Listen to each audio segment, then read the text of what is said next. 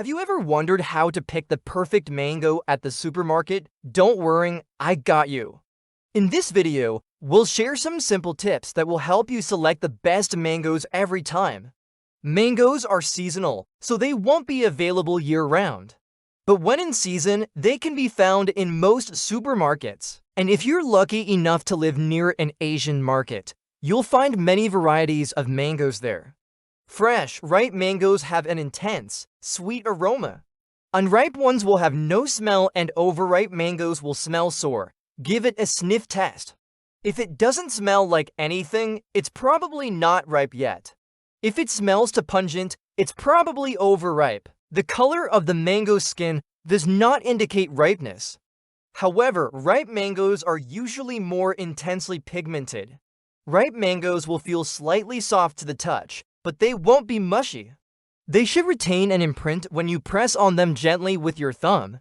If the mango is too hard, it's not ripe yet. If the mango is too soft, it's overripe. The flesh around the stalk of the mango is firmer and more compact.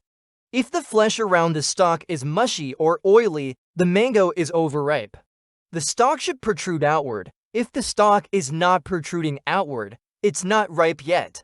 If you want to be sure that your mango is ripe, cut it open and do the sniff test. A ripe mango will have a sweet, intense aroma. An unripe mango will have no smell, while an overripe mango will smell sour. If you want to know whether your mango is really fresh, look for these 5 signs. Number 1. Dry and shriveled skin.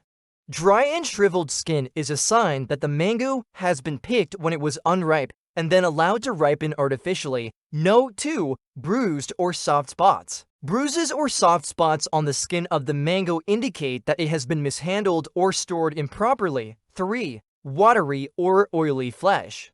Watery or oily flesh is a sign that the mango has been overripe. No. 4. Fermented or alcoholic smell. A fermented or alcoholic smell is a sign that the mango has gone bad. No. 5. Mold. Mold on the mango is obviously a sign that it has gone bad and should be thrown away. When you cut into a ripe mango, the flesh should be firm and fibrous. It should also be slightly translucent and have a pale yellow or white color. The texture of the flesh is one of the best indicators of ripeness. A ripe mango will have a texture that is somewhere between chalky and smooth. It should be firm, but not hard, and it should yield to pressure without being mushy. The color of the flesh can range from pale yellow to white. Here are some additional tips to help you pick the perfect mango. Look for mangoes that are slightly smaller than your hand.